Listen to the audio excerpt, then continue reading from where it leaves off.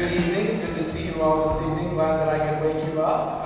Though I don't think anyone was sleeping. Nice conversation around the table that I hate to interrupt. But this is a wonderful opportunity to be together as we continue to celebrate our 200th anniversary here at Powell United Methodist Church. And we're grateful for this partnership with the Powell Historical Society, for them to come and share a bit of history about Powell and churches in Powell and our own church and all sorts of other things as they share local religion and urban legends.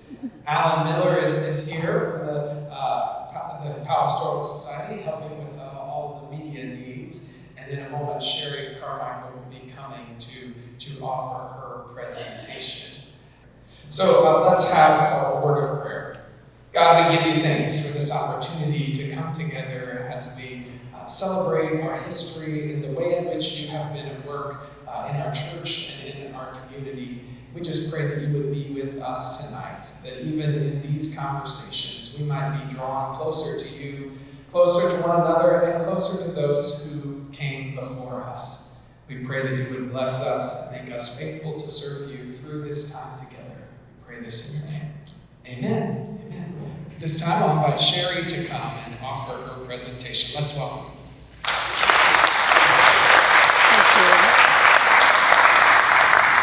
Well, thank you and good evening. It still sounds really loud.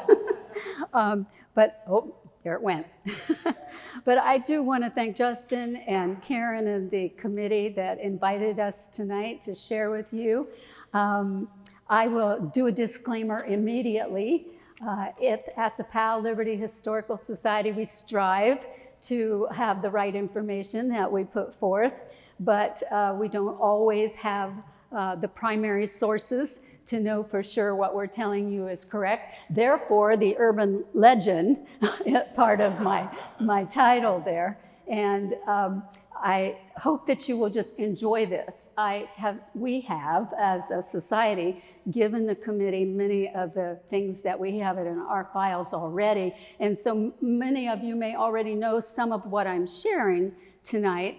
So I've tried to broaden it a little bit and not just deal with your church, Powell United Methodist Church, although Powell United Methodist Church was my church when I was a little girl. So I'm going to ask you to bear with me at the end, especially when I share some very personal memories of the church when I was a little girl.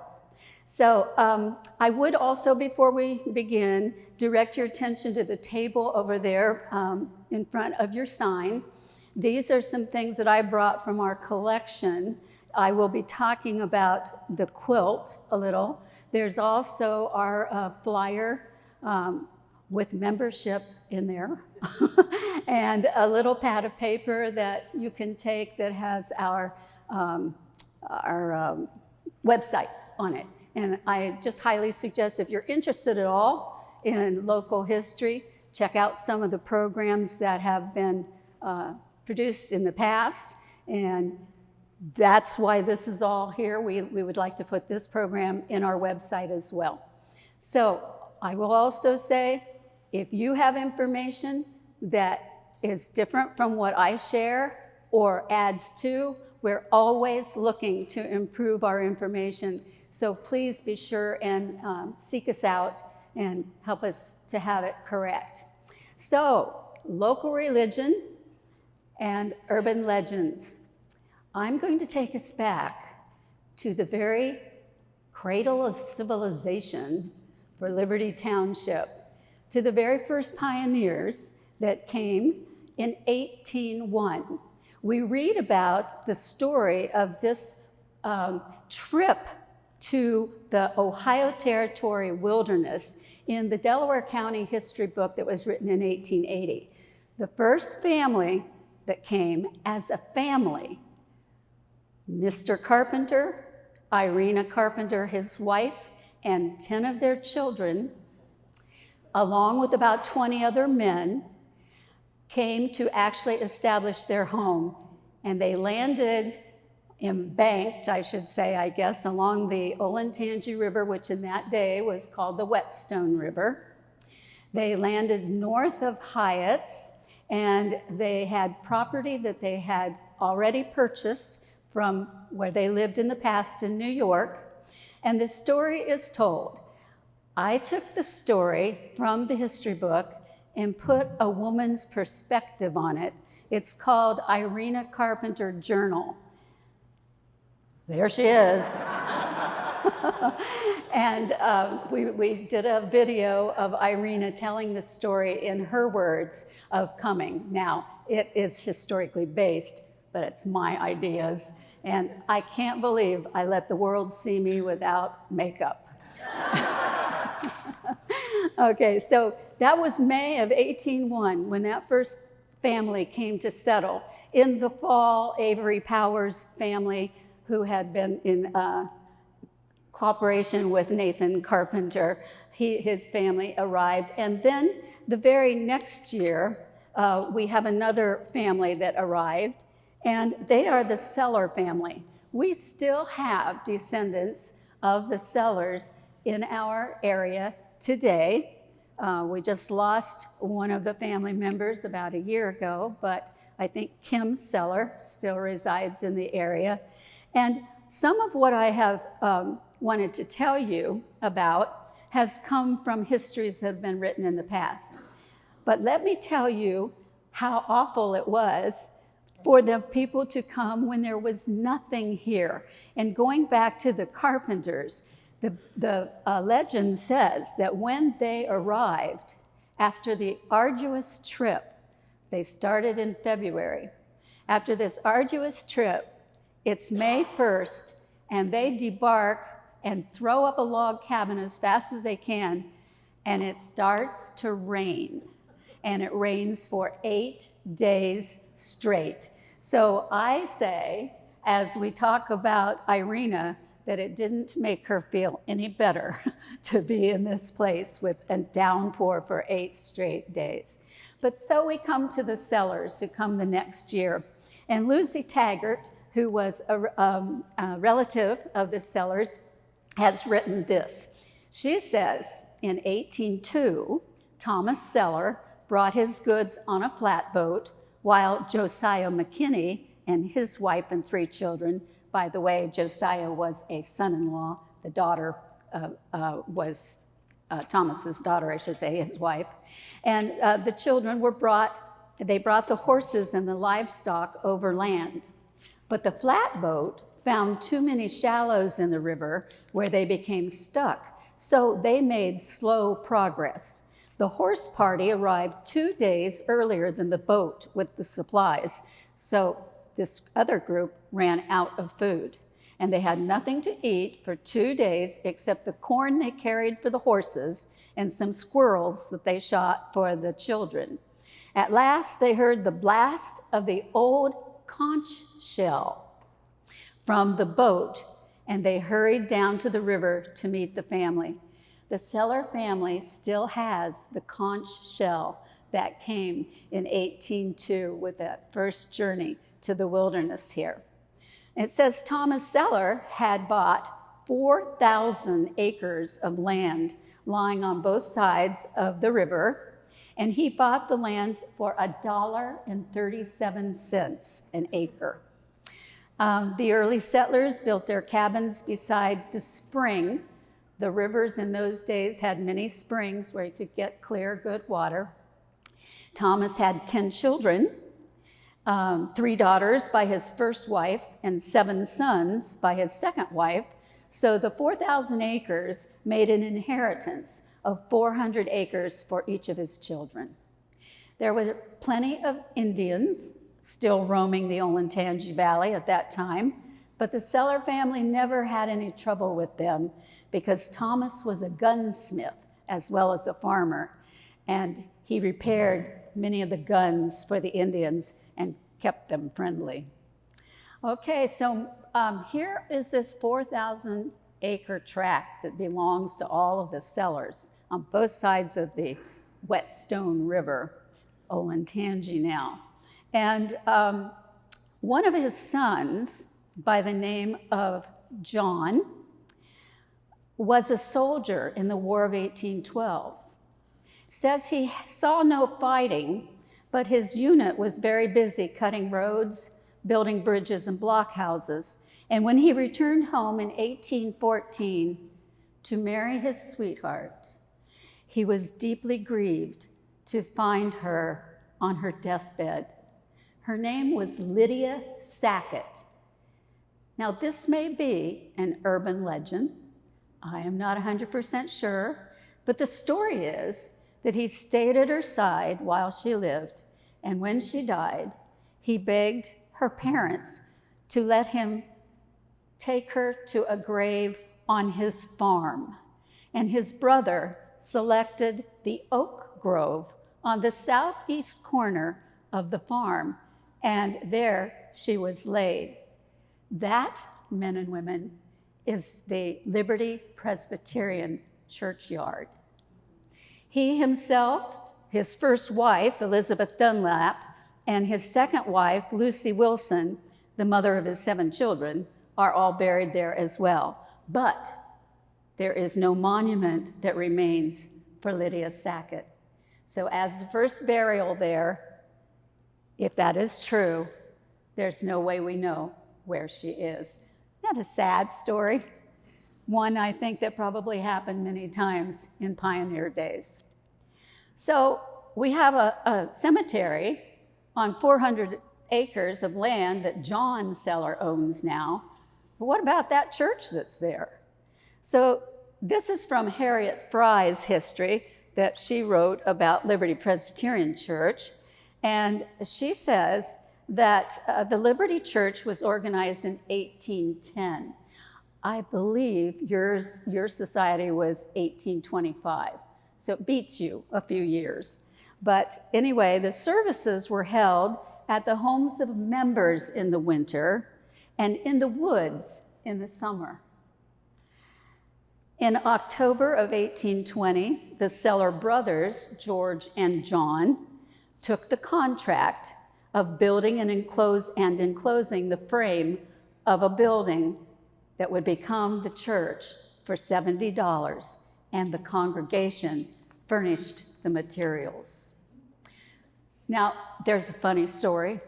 This is written in the history book, so urban legend, true, I don't know. But at the time of this early church at Liberty Presbyterian, there was one member of the church who was zealous for the Lord, for Christianity, and his name was Leonard Monroe. They called him Deacon Monroe, and it says that Deacon Leonard Monroe was a Revolutionary War veteran, having fought at Valley Forge and accompanied General George Washington at Trenton at the crossing of the Delaware. The story is told that one day he was lecturing some of the neighbors about attending church when they remarked, "But Mr. Monroe, you have shoes to wear. We would have to go barefooted." "Why," he said, "if that's all, I will go barefooted too." So the next church day, the delinquent brethren went to see if Mr. Monroe would keep his word. And sure enough, he was there barefooted and had taken a seat just inside the door with his naked feet displayed so that anyone coming into the church could not avoid seeing them. And then he walked down the aisle barefooted and took his seat. So no more excuses. All right. Now, of course, the religious training of the area was one of the very first things that the pioneers did, as you've heard, meeting at their own homes before there was even a building for them. But education was also important to them. And I will tell you that by about 1826 or 28, should have checked my records first, there was a decision to make some districts in all of Liberty Township. And there became 11 districts, school districts. Of course, they all centered around small groups of families. And there at the Liberty Presbyterian Church grounds was formed Liberty District number 4 Church, District number 4, Liberty. And so now we have a graveyard, we have a church, and now we have a school. And actually, they began to almost call it a little community, and it was called Unison. Lucy Taggart tells us that about 1860, there was a small post office there as well, at the corner of the cemetery next to the bridge. It was called Unison, and it served the neighborhood. There was a short telegraph line from Lewis Center as far as the Scioto River. The old bridge that was there was covered, and at each end of the bridge was a sign that warned $10 fine for riding or driving faster than a walk over this bridge, or for driving more than 10 head of horses or cattle at one time, or for carrying fire. So they meant business. The bridge was a favorite place for rainy day playing for the children of the school, of School District Number 4. And the first school was built of logs. I think we have a picture of that. Oh, we don't. But the next one was built of a frame and then of brick. And they were all located at the same spot, just in succession, in the church yard. It's also said that the river was an ideal place for wading in the summer and ice skating in the winter. You know, we're much too safe these days. The steep hill seemed made for coasting on the sleds, and the school was abandoned in 1914 when there were some that came together. The land for the cemetery, the church, and the school, all in the Oak Grove, was given to the church informally. But in 1855, John Seller had it surveyed and deeded it to the church. Okay, moving down the river a little bit, getting closer to Powell, we come to a couple brothers, George and Seth Case. Now, George and Seth Case were both Revolutionary War veterans and members of the Union Land Company of 1806. That was a land company that a lot of the early peoples bought their property from. So not everything was given to them from the military, which is sometimes considered the way it was, but they did buy it sometimes. So as early pioneers to Liberty Township, Seth purchased 300 acres north of Powell Hill, and his brother George purchased 150 acres south of Powell Hill. Both are buried on their property. However, Seth's grave is unknown. So a memorial was placed in the Liberty Presbyterian Church cemetery in his honor in 2005.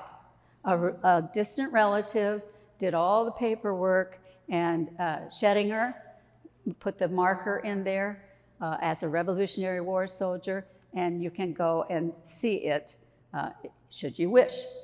Now, George's burial site is at the top of Powell Hill, and it was marked in 1957 by the Daughters of the American Revolution. There we have it.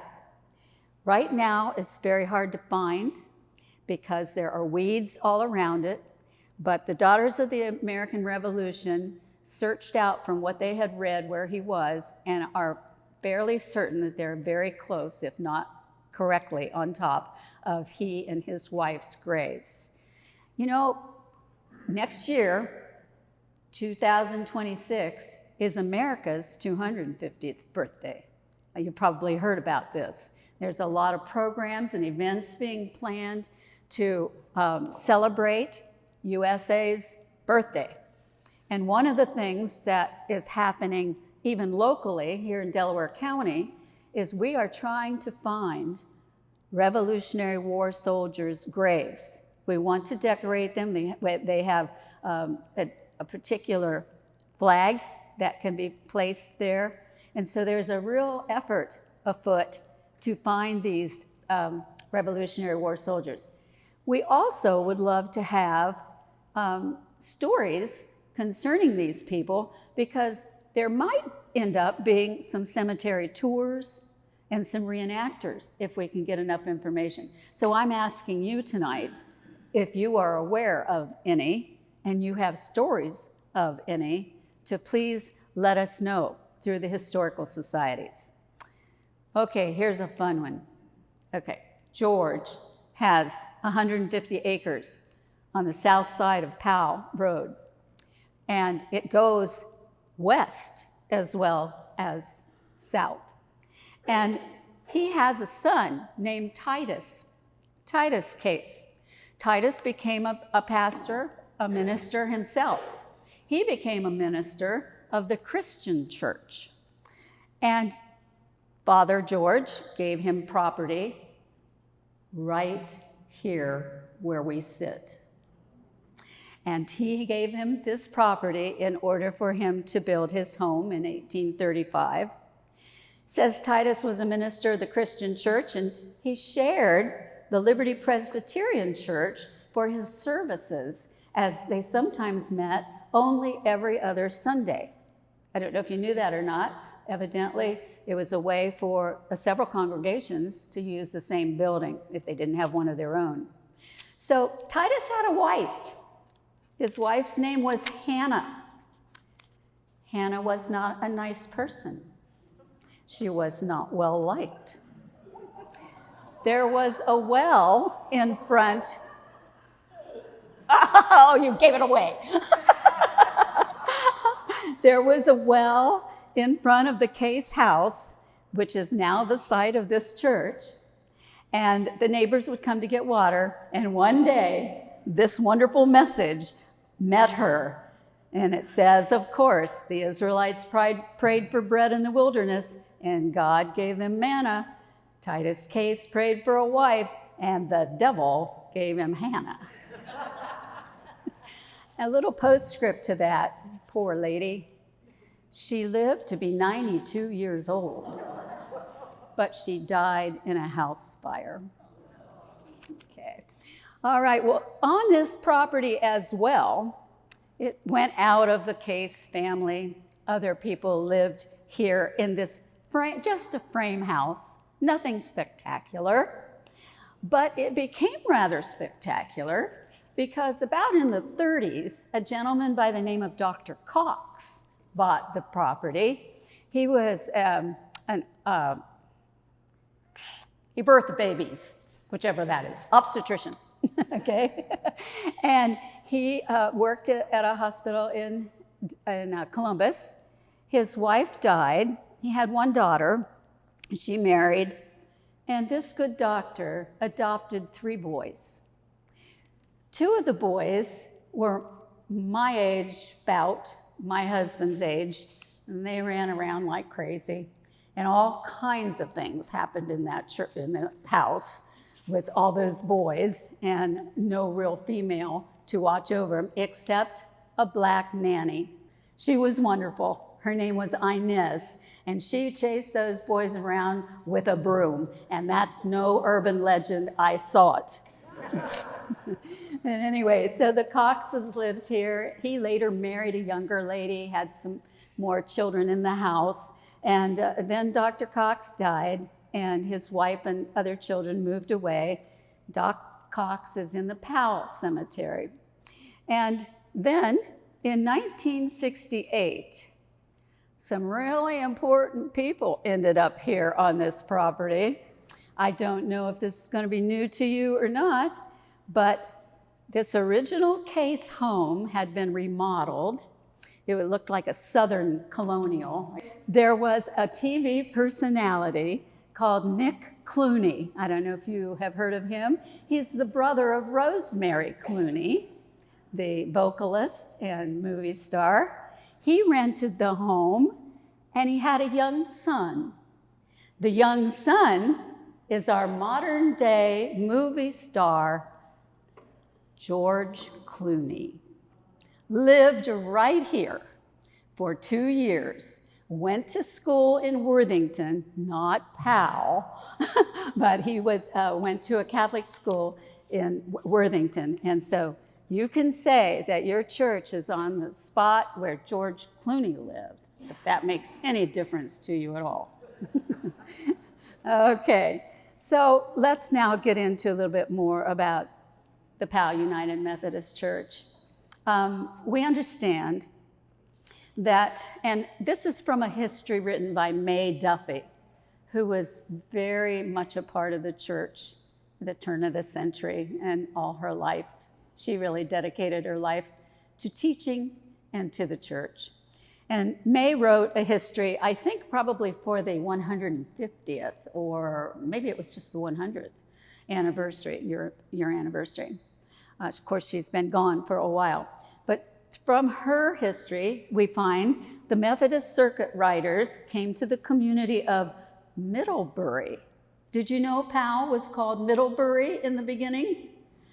Okay, it was called Middlebury, and they came before 1825, and a Reverend Beach was one instrumental in placing a local minister here, whose name was Pastor Bacon, who held religious services at the home of Mr. Carpenter.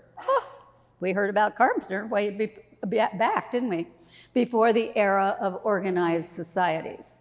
Well, tonight I found out that the actual month was October. I already had the date of 1825, but I found that in October of 1825, Reverend Mr. Emery organized the first Methodist Society in Liberty Township at the home of Jarvis Buell.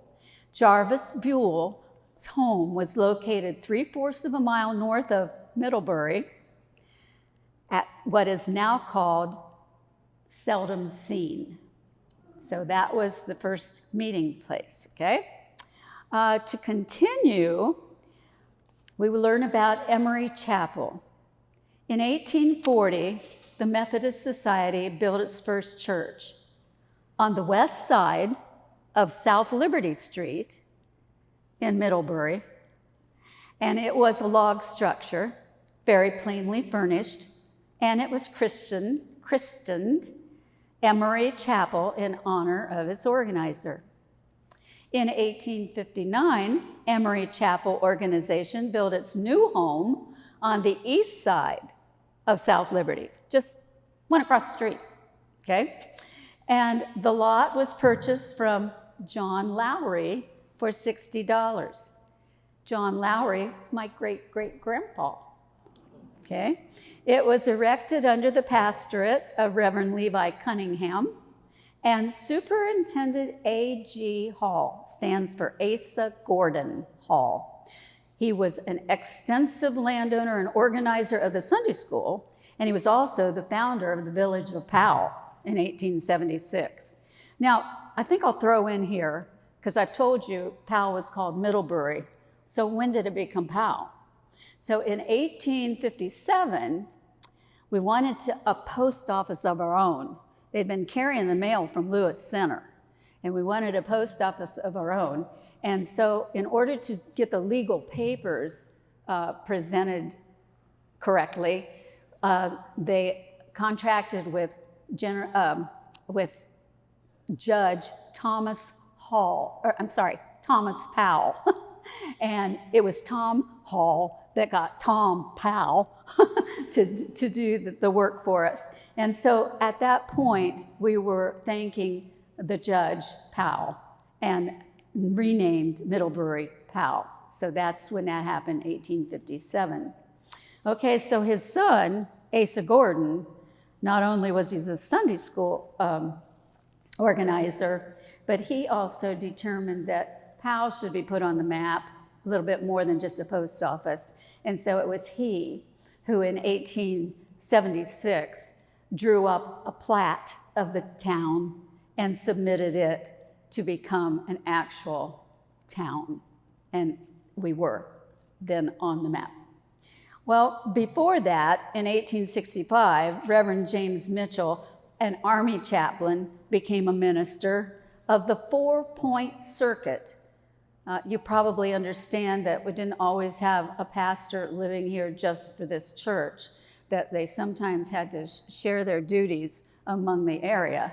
And so this 4-point circuit included Powell and Lewis Center and Stratford and Gardner Chapel. I didn't know about Gardner Chapel, but it says in the history that that was near Flint. So you can see they did some riding around. And he made his rounds on horseback, riding his faithful army horse, Old Sergeant. And the services were held on alternate Sundays. So he would have a service with one church and another church one week. And then the next week he would have the service with the other two. Not together, separately, but he would go to church, okay? All right, here is a fun thing. I just can't even imagine this. In 1902, the Powell United Methodist Church, the trustees purchased a lot on the north side of West Olentangy Street. And the 1859 building was put up on rollers and moved from South Liberty Street around the corner and placed at the present location of where the church is today, at 50 West Olentangy Street, by horses. They seem to move kind of a lot of buildings in those days. It's a surprise to me how many buildings were moved. But we have these pictures, these wonderful pictures of it hoisted up and ready to move around the corner. You can see that it doesn't look like the building that is at 50 West Olentangy today, because at the time it was moved, they added stained glass windows, hardwood floors, and they put an addition Sunday school room on the side of it. So now it looks more like the picture over there on the easel, okay? All right, we're going to continue with our little church. It's been on one side of the street, the other side of the street, moved around the corner, added on to, and now the ladies wanted a kitchen, for crying out loud. And so by the 20s, the 1920s, the Ladies' Aid Society had been formed, and they petitioned for the building of a kitchen. It was installed in the small room addition in the back of the church. That's the first kitchen. And you've probably heard this poem, haven't you? Have you all heard this poem? Oh, maybe I get to read it to you, okay? I'm going to walk over here and read it off of this, okay? Can you make it a little bigger? If I do, let's all right. shut down. All right. Okay. I'll get real close. The reason I want to read it is because the lady who wrote this, her name was Nettie Seekins. She used the name of all the men that were participating in this, and it's just a wonderful little genealogy, I guess. Why don't you sit here because you're blocking the screen? Oh, yes, sir. Okay. All right. It says, the building of the kitchen in 1924. The Aid Society met one day, and in their discussion, they decided to pay the sum of $200 or more to build a kitchen that they would adore. For a hand to this thing, they were at a loss, so they appointed Mrs. Salser to be the boss. She figured and worked till she had a plan that gave a job to every man. Mr. Morgan, Ed Blaney, and Owen Case were the only stonemasons in this place. They built the foundation on rock, not sand, while Guy Butcher and William Wilcox lent a hand. They were good stonemasons in their way and guaranteed it to stand for many a day. The carpenters, my, they were galore. The Salsers, 3, and many more. Henry Jewett, Pete Bishop, and Nelson Case were ready with hammers and saws to take their place. Of plasterers, there were quite a few: Frank Bales, Roy Sellers, Ira Seekins, and Drew. Lawrence Lowry tended all 4 and said he could tend that many more. Frank Bales came, all sassy and fat, dressed up in a new derby hat. He puffed and he blowed, he sweat and he swore that he never would plaster anymore. Will Smith, Ed Hassan, Jim Lowry, and others of work could not give, but they were brothers, so they gave money as a donation to help put this kitchen on a foundation. Will Scott built the steps and guaranteed them to keep, but they're hard to climb and awfully steep. The bricks they got out west of town and were hauled one night by little Joe Brown. Now we come to the women. Last but not least, they cooked for the men a royal feast. And now that it's all down pat, it's a pretty good kitchen for all of that.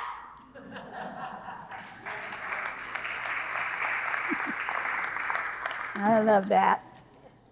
Okay, one of the most interesting parts of the older church was its steeple. The hand atop the church steeple is a symbolic hand pointing toward heaven and was used a great deal in New England states as a steeple ornament. The hand was originally crafted in wood by Theodore Case, and in 1956, his son Alonzo Case took the hand to Georgia School of Technology, where he was an engineering professor, and he had it cast in bronze. I have at the Historical Society, there is a time capsule. And the lady who lived in the house, when her first child was born, she made this time capsule. It's a little tiny bit of the little girl's hair. There's a coin of the year she was born. And out of an ivory, a bar of ivory soap, she carved a hand with a finger pointing to heaven to recognize that they were of the Methodist persuasion. Now the bell. We want to talk about the bell a little bit. This information, it's amazing how we get this information. I got this out of a diary that a lady had written, and it's all about the bell from the church. And this is Alice Lowry's memories, and she says in July 17, 1936, a 36-inch bell, which had been purchased and brought from Essex, Ohio, was erected and installed by the Derrick Company of Warrensburg. It rang for the first time on July the 19th, 1936. And it's mentioned that this bell was a replacement, but there's no information concerning the first bell. So if anybody knows any information about that first bell, I'd be interested to see what you know. And also in 1936, the Ladies' Aid Society made a quilt for the Powell Fall Fair. It was a festival that was held at the school. And it was sold, this of course was Depression era. And if you wanted your name on this quilt, you paid a nickel. If you really wanted to be seen and you wanted the ends, the corners, you paid a quarter. But anyway, the Powell-Liberty Historical Society has in its possession, and I brought it tonight, so you might want to go over and take a look, the Depression era quilt, which when it was raffled off, brought $43.79 to the Ladies' Aid. The people who bought it never used it, and at one point, the family members brought it to us, and we have it. And when you lay that thing out and start looking at the names, it's a census, folks. It's a census of who lived here in this area during the Depression. It's priceless. It's even more than the census because there's 600 names on it, and there was only 300 people who lived here. 600 names on it and only 300 people in Powell. Okay. I'm sure they all had ties. So people like the gentleman who bronzed the finger, his name was on it, his family's name was on it. He was living in Atlanta at that time, and others were living in Michigan and so on. But it's fascinating, 600 names. Yeah. Okay, so here we go with the basement. In 1937, this cracks me up. They moved this church, but they don't put the basement in first. So now they're going to put a basement in 1937, and this comes from Alice Lowry's diary, and some additions to Mae Duffy's history from Jean Kirkham. And it says in January of 1937, the men of the church began enlarging the basement, and they were finished by February the 15th, so it only took them a month and a half, but they had help. The shop students from the Powell High School, and yes, Powell had its own high school at one point, they helped with the project, okay? Now, once you decide that you want to have a pastor that's going to stick around for a while, it's nice to have a place for them to live. And of course, you know that the name of a building like that is a parsonage. So in 1954, the church trustees purchased the house at 57 West Olentangy Street as a church parsonage. It sits directly across from the church, and the Reverend Irvin Miller family were the first occupants. They were there for 2 years. And I tell you what, they had the cutest kid that was in my class. Okay, and then there was a youth center that they wanted to build. And the building sits beside the parsonage at 47 West Olentangy Street. That was purchased as pre-cut, and it was erected in 1958 as a youth center, and it primarily served as a Sunday school facility, VBS, MYF, that kind of thing. And I got to tell you that it was a community effort. My father, who did not come to church, helped to do that. Many other people who were interested in the youth of the area came together to build that building, to put it together. Now, it was a new parsonage because the one at 57 was sold, and it is still a residence. I think it's the only residence on West Olentangy Street today. But at any rate, it was sold, and a new parsonage was built in 1986 that's near Route 23. It's at Slate Run Drive. Now we're getting closer to today, and I was grown up and married by this time, but someone came to be your pastor in 1987, and as far as I was concerned, at least from afar, he was the best thing that had happened to Powell in a long, long time. His name was Ed Lewis, and he began to have a vision for the growth of the church, which was quite frankly a quite small membership at that time.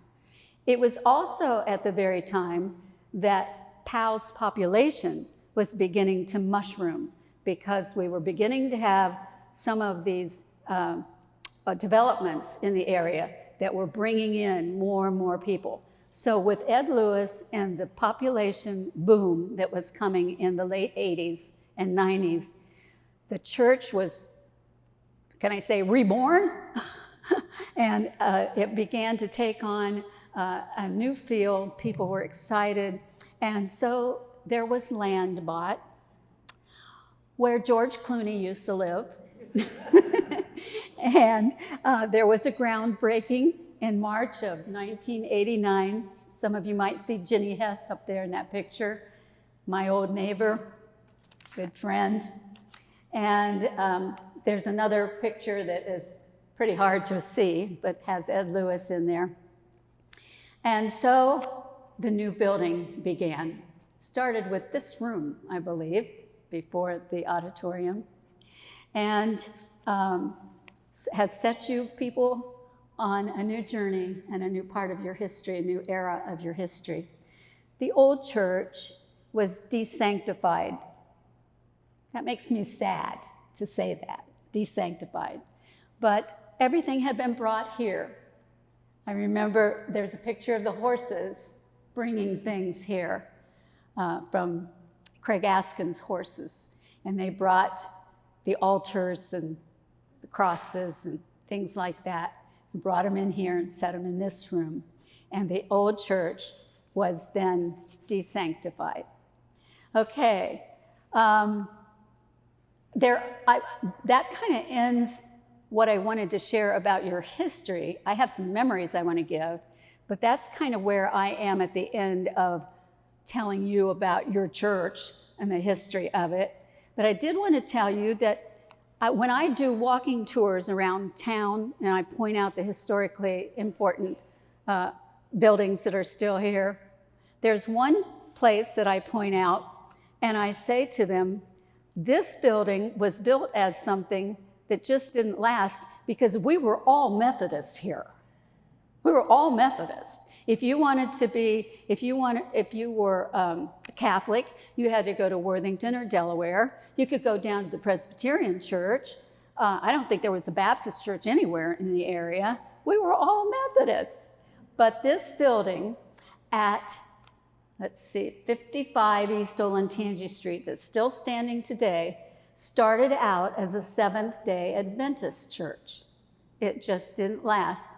And today, if you want to go and sit in the pew there, you will have a stogie in your hand because it's the cigar store.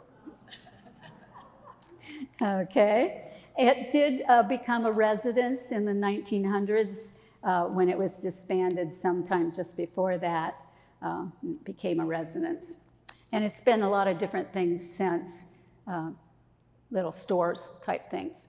Okay, another church in the area, though. As the Powell-Liberty Historical Society, we also chronicle and have information on the little town of Hyatt's, which of course has been just a teeny tiny little place, but you go up that parkway and you're going to find out that Hyatt's is going to boom like Powell did here pretty soon. But Hyatt's had a Methodist church, and I want to read this to you. It's kind of fun. In 1931, the Hyatt's English class did a history of Hyatt's. And like I said, it's just a tiny little burg. But this is kind of funny about the church. It says, Hyatt's Methodist Episcopal Church was founded in March of 1883, and at that time was pastored by a Reverend Thurston. And until a church building could be erected, the members met in the Hyatt's one-room school. A site for the new church was chosen across from the school on the corner of what is now known as North Liberty and Hyatt's Road. There's a park there, too. That's across from the church. The community raised $1,000 and erected the church building in 1884. The church offered Sunday AM and PM services, Sunday school, Epworth League, and Wednesday evening prayer services. Some of the early members included a Reverend Nayers and a Reverend Shoup. The Hyatt's Methodist Church members disbanded and sold the building to Ohio Bible Fellowship in 2010, so that's who's there now. And the part that I didn't put in here is that they said the people of the village of Hyatt really weren't very interested in religion, so they didn't get their church for a while. I thought that was pretty funny. And I will murder this, I know, but the other interesting religion of the area now is that in 1994, the Bharataya Hindu temple was built at 3671 Hyatt's Road.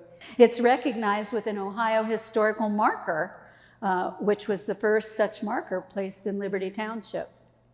So we have come kind of full circle with the area's local religion. And if you can stand to sit just a little longer, I'd really love to share some personal memories of when I was a girl and I went to the Powell Methodist Church, the one that's been desanctified. So anyway, I will tell you that I was only in the second grade, and I defy you to decide which one of those is me. It's sad.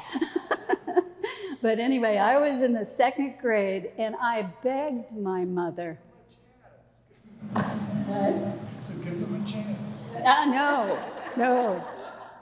So anyway, I begged my mother, please, can I go to church? I promise I'll be good. I will sit with my friends. I've got a friend back in the back table. My mother would give me a permanent, and my dad would buy me a plaid dress at the company store. And I didn't have any teeth. But anyway, but I've got a girlfriend here tonight, back in the back there, Charlene Hopper Baggs. And she was one of them that I said, I promise I will be good. I will sit with her. I'll sit with Kay. Please let me go to church. And so my mother said I could go to church. So I started at the church when I was in the 2nd grade.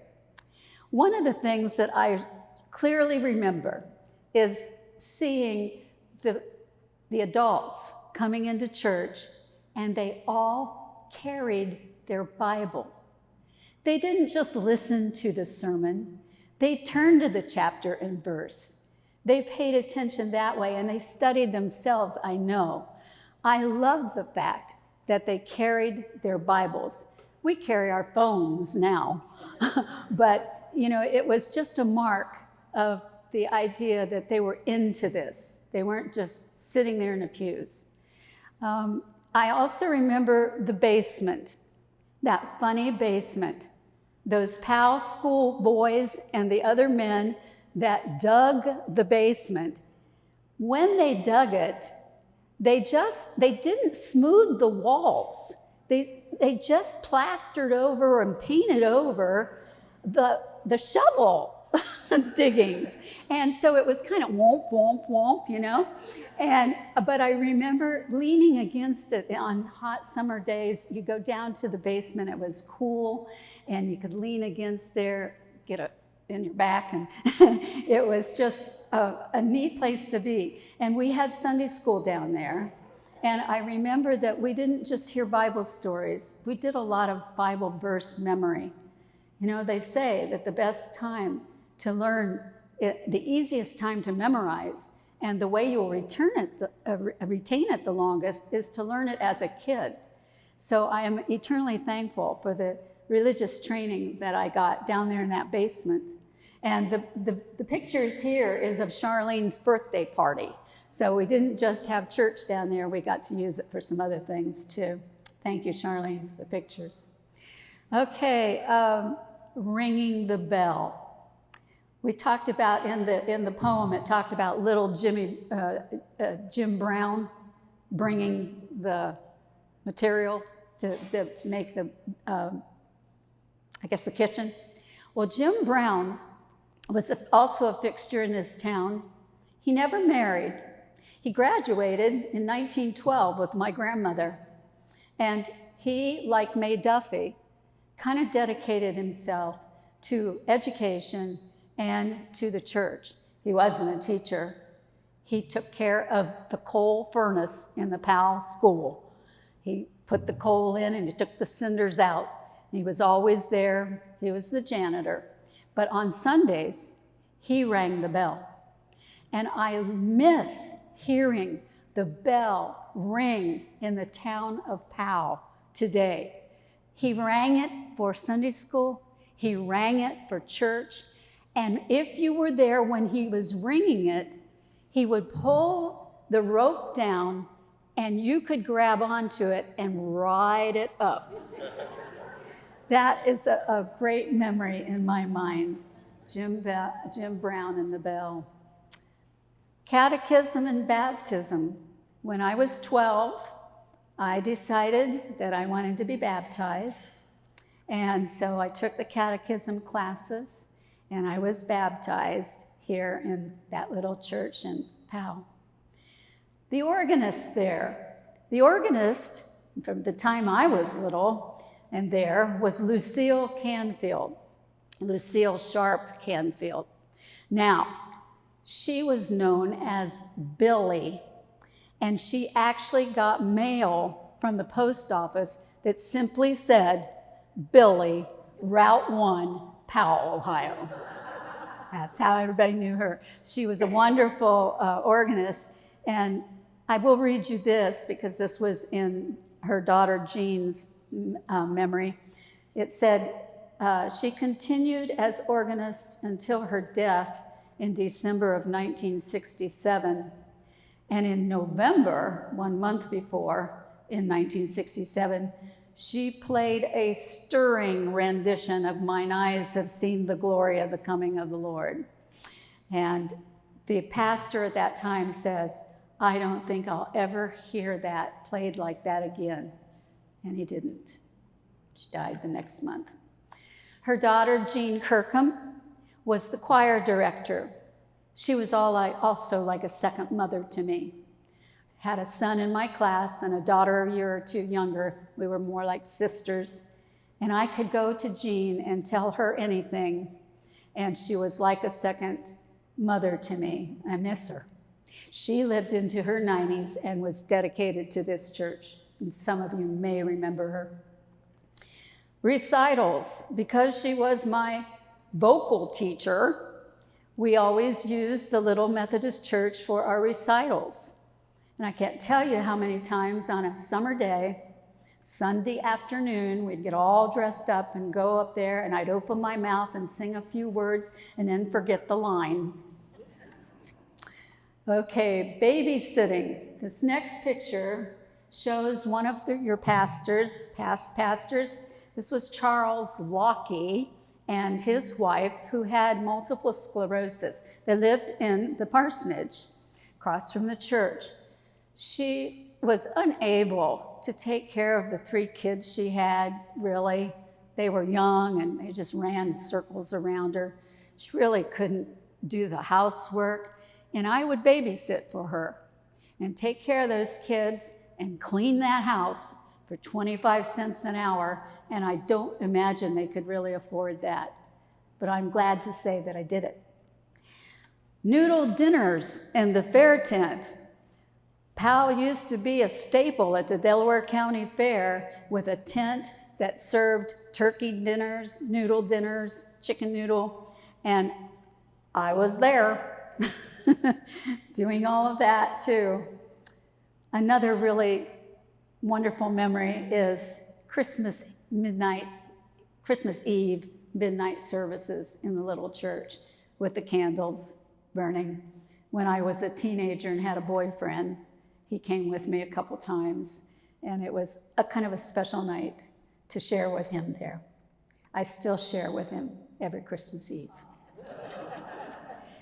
At Easter, also, the memory I have of Easter is that there was a chicken wire cross that had been made. Probably Marguerite Askins, I would say, probably did it. But anyway, of course, Easter falls at different times of the year, so the flowers aren't always available.